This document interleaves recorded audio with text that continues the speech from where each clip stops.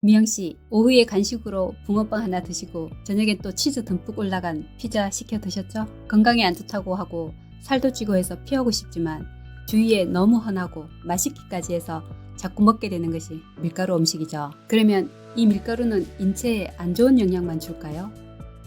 꼭 그런 건 아닙니다. 예를 들어서 소화장애가 많이 심하거나 아니면 흡수장애가 있고 위나 장애에 큰 질환을 앓고 계시는 분들 같은 경우는 영양실조가 생길 수 있고 그 다음에 영양 불균형이 생길 수 있고 그것 때문에 체중도 빠지고 그렇게 될 수 있잖아요. 근데 소화장애가 있는 그런 사람들한테는 이렇게 소화가 잘 되고 흡수가 잘 되는 음식은 굉장히 좋은 음식이 될 수 있겠죠. 그런데 현대인들은 사실 영양 과잉 상태잖아요. 그렇게 영양 과잉에다 칼로리를 충분히 먹고 있는 상태에서 밀가루가 포함된 음식을 먹게 된다는 건 몸의 소화기관, 특히 췌장의 인슐린 분비를 지나치게 자극하는 그런 역할을 하게 되거든요. 그렇기 때문에 중년, 장년 이후로 신체 기능이 떨어졌을 때 만성질환이 생기거나 몸을 해치게 만드는 그런 자극으로 다가올 수 있는 거죠. 그러면 밀가루 음식을 오래 먹게 되면 생길 수 있는 질환들은 어떤 게 있을까요? 가공 음식은 몸에 해롭습니다. 밀가루가 아니더라도 잘 도정된 쌀이라든지 빵, 국수, 떡, 튀김, 과일 종류 같은 경우도 있을 수 있고요. 그리고 특히 조심스러운 건 음료수 같은 거. 이런 것들이 이제 상대적으로 혈당을 급격하게 올리는 그런 음식들이거든요. 이런 것들은 오래 드셨을 때, 꾸준히 많이 드셨을 때는 아무래도 처음에는 체중 증가를 유발하게 될 확률이 좀 높아요.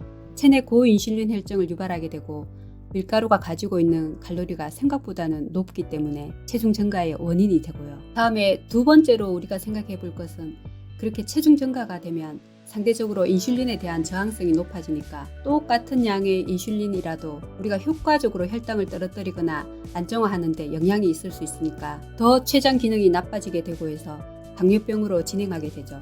그리고 이런 인슐린 저항성 상태는 만성 염증 반응, 그 다음에 우리 몸에 다양한 변화를 초래하게 되는데요. 같이 동반해서 나타날 수 있는 게 이상지질 혈증이라든지 고혈압 같은 것들이 생길 수 있어요. 그래서 비만이고 혈당이 높고 혈압이 높고 그 다음에 고지혈증이 있는 경우에 이런 것들을 묶어서 대사증후군이라고 할 수 있거든요. 대사증후군이란 게 이런 성인질환의 상태가 몸 전체에 영향을 끼치고 있는 그 상태 자체를 의미하는 게 대사증후군입니다. 거기서 조금 더 진행을 한다면 이런 대사증후군과 당뇨병 관련해서 가장 크게 올 수 있는 것이 합병증이거든요. 심혈관 질환이라든지 뇌혈관 질환, 그리고 그 이외에도 다양한 종류의 합병증이 생길 수 있는데 눈이 나빠진다든지 투석을 받게 된다든지 다리가 저리거나 이런 식으로 다리에 큰 문제가 생겨서 절단을 하게 된다든지 생명에도 영향을 미치고 삶의 질에도 아주 결정적인 영향을 미치기 때문에 정말 만병의 근원이라고도 말씀드릴 수 있을 것 같습니다. 밀가루라는 것이 아주 그렇게 범죄자로 취급할 것은 아닙니다. 아까 말씀드렸듯이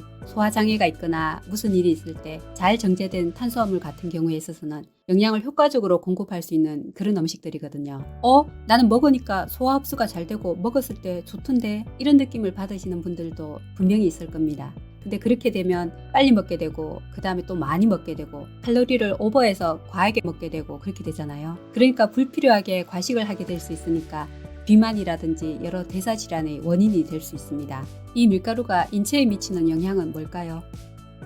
밀가루는 일단 대표적인 성분이 탄수화물이잖아요. 탄수화물이 몸에서 대사가 되고 분해가 되면서 포도당으로 전환되는 과정을 통해 몸에 흡수가 되거든요. 이건 지금 맛을 봤을 때는 특별히 달거나 이런 느낌이 들지는 않겠지만 입에 들어가서 소화에 의해 분해되면서 안에 있던 탄수화물 성분들이 이제 잘게 쪼개지면서 단당류로 분해되거든요. 일종의 당 성분이라고 얘기를 할 수 있고 당이기 때문에 몸 안에 들어가고 췌장의 인슐린 분비를 자극하게 되고 그걸 통해서 혈당을 올리게 되는 거죠. 기본적으로 모든 종류의 탄수화물은 분해되고 흡수되는 그런 과정에서 당류로 전환이 되거든요. 혈당 올리는 그런 신호에 따라서 췌장의 인슐린 분비가 촉진됩니다. 꼭 밀가루만 해당되는 것이 아니라 탄수화물 종류들은 똑같은 과정, 유사한 과정을 거쳐서 포도당으로 전환이 되는데요. 다만 밀가루 같은 경우엔 너무 많이 정제됐다 이렇게 얘기를 할 수 있고 정제된 탄수화물 같은 경우에는 소화 과정도 너무나 간단하고 빠르게 소화되고 빠르게 흡수돼 버려서 혈당은 또 굉장히 빠르게 오르게 됩니다. 그러면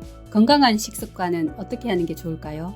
의외로 음식을 섞어서 먹거나 한 번에 먹는 것보다 나눠서 천천히 먹는 게 혈당이 적게 올라요. 그것은 어떤 음식이라도 비슷합니다. 밥은 가능한 적게 드시고 반찬을 많이 드시도록 하고요. 드시는 밥도 가능하면 백미보다는 잡곡이라든지 현미라든지 이렇게 식이섬유가 풍부한 음식을 드시도록 하시는 게 좋습니다. 그러니까 다양하게 많은 음식을 종류별로 드시고 꼭꼭 씹어서 천천히 드시는 것이 제일 건강에 좋은 비결이라고 할 수 있습니다. 일단 오래 씹는 것 자체는요, 몸의 포만 중추를 어느 정도 자극을 해줘요. 그러니까 급하게 먹게 되면 원래 내가 생각했던 것보다 조금 더 많이 먹게 되고 과식을 하게 되거든요. 천천히 먹는 것은 포만 중추에 충분한 자극을 줘서 내가 어느 정도 먹었다, 충분히 먹었다 라는 정보를 대뇌를 통해서 몸에 전달하게 해주고요. 그래서 충분히 포만감을 느끼게 해주기 때문에 상대적으로 좀 적게 먹을 수 있게 하는 그런 장점이 있어요. 그리고 두 번째로 당연히 소화기관 중에 제일 중요한 기관 중에 하나가